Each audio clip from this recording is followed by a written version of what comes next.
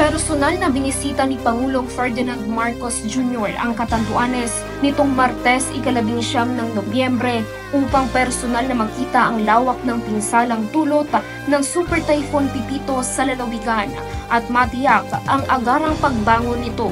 Sa kanyang pagbisita, nag-abot din ng tulong ang presidente sa mga nasalanta, katuwang ang Joint Task Force Bicolandia at iba pang ahensya.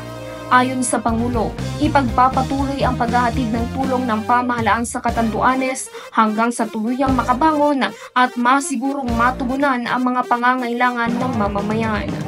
Magugunita na ang probinsya ng Catanduanes ang lubos na nasalanta ng nagdaang bagyo nitong nakaraang linggo. Sa kabila nito, nagpaabot ng taus-pusong pasasalamat ang pamahalaang panlalawigan ng Catanduanes sa patuloy na suporta at tulong na kanilang natatanggap, lalo na para sa mga lubhang naapektuhan ng nagdaang bagyo. Kapayapaan para sa lahat.